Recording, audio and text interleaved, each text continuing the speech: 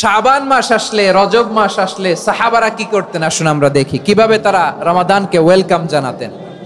রজব শাবান আসলেই ওনারা রমাদান পর্যন্ত পৌঁছার আকুতি, আগ্রহ আর ফরিয়াদ আল্লাহর কাছে জানাতেন আর বলতেন, ইয়া আল্লাহ, রমজান পর্যন্ত আমাদের হায়াত বাড়িয়ে দাও। আল্লাহুম্মা বাল্লিগনা রমাদান, আল্লাহ তুমি রমজান পর্যন্ত আমাদের পৌঁছে দাও। আল্লাহুম্মা বারিক লানা ফি রজব ওয়া শাবান ওয়া বাল্লিগনা রমাদান, আল্লাহ রজব শাবানে বরকত দাও, আল্লাহ রমজান পর্যন্ত তুমি আমাদেরকে পৌঁছে দাও। আওয়াজ করে পড়েন আমিন। আমার প্রিয় চাপাই নবাবগঞ্জের ভাইরা, গত বছর অনেকের সাথে আমরা একসাথে রমাদান কাটিয়েছি, তাদের অনেকে দুনিয়াতে এখন বেঁচে নাই, এরকম আছে না নাই? এই যে আরো 7 দিন বাকি রমাদান আসতে, এই 7 দিন পর্যন্ত আমরা রমাদান পাবো, কোনো গ্যারান্টি আছে? আচ্ছা, এই বছর যদি খুশনসিব হয় আমাদের, আমরা যদি পাই, আগামী বছরও যে রমাদান আমরা পাবো, কোনো গ্যারান্টি আছে? তাহলে আসুন আমরা ভেবে নেই, হতে পারে this Ramadan could be the last and final Ramadan in our life, হতে পারে এই রমাদানই হতে পারে আমার জীবনের শেষ রমাদান। ঠিক কিনা বলেন? তাই আসুন আমরা আল্লাহর কাছে দোয়া করি, আল্লাহুম্মা বাল্লিগনা রমাদান, আল্লাহ তুমি রমাদান পর্যন্ত আমাদেরকে পৌঁছে দাও। আওয়াজ করে পড়েন আমিন। ইবনু রাজব আল হাম্বলি লাতাইফুল মাআরিফের মধ্যে লিখেছেন, সাহাবারা ওনারা রমাদান কেন্দ্রিক, আমাদের সালাফ সালফে সালেহিনরা রমাদান কেন্দ্রিক জীবন কাটাতেন। ওনারা রমজান আসার 6 মাস আগে আল্লাহর কাছে দোয়া করতেন, আল্লাহ রমজান পর্যন্ত পৌঁছে দাও। রমজান চলে যাওয়ার পরে বাকি 6 মাস আল্লাহর কাছে দোয়া করতেন, আল্লাহ এই রমাদানে যে ইবাদত করেছি, ইবাদত গুলো তুমি কবুল করে নাও। সুবহানাল্লাহ। তাহলে পুরো বছর রমাদান কেন্দ্রিক জীবন।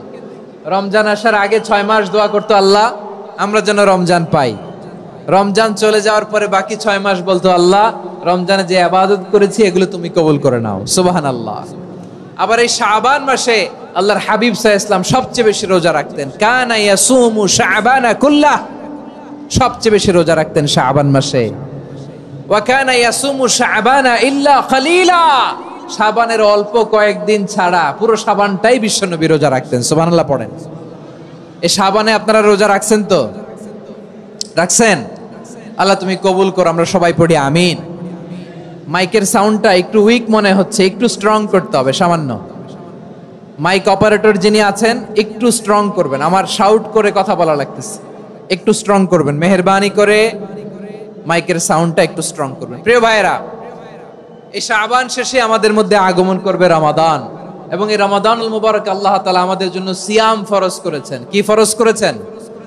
তিনি সূরাতুল বাকারার 183 নম্বর আয়াতে ইরশাদ করছেন, রাব্বুল আলামিন বলেন, ইয়া আইয়ুহাল্লাযীনা আমানু কুতিবা আলাইকুমুস সিয়ামু কামা কুতিবা আলাল্লাযীনা মিন ক্বাবলিকুম লাআল্লাকুম তাত্তাকুন। আল্লাহ বলেন, ও বিশ্বাসীরা শোনো শোনো, তোমাদের জন্য সিয়ামকে ফরজ করা হয়েছে, ঠিক যেমন ভাবে তোমাদের পূর্ববর্তী উম্মতদের উপরও সিয়ামকে ফরজ করা হয়েছিল, লাআল্লাকুম তাত্তাকুন, যাতে করে তোমরা সবাই মুত্তাকি হতে পারো। সুবহানাল্লাহ বলেন, যাতে করে তোমরা আল্লাহ সচেতন হতে পারো। তাহলে সিয়ামকে, এই সামনে যে রমাদান আসতেছে আমার প্রিয় ভাইয়েরা, এই পুরো রমাদান ব্যাপী সিয়াম সাধন করা, সিয়াম পালন করাকে আমাদের জন্য ফরজ করে দিয়েছে কে? রমাদানের রোজা রাখার নফল নাকি?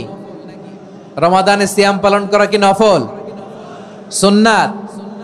তাহলে কি ফরজ? আওয়াজ করে বলেন, রমাদানের রোজা রাখা কি ফরজ? এটা শুধু আমাদের উপরই ফরজ না, আমাদের আগে যত জাতিগোষ্ঠী এই পৃথিবীতে এসছে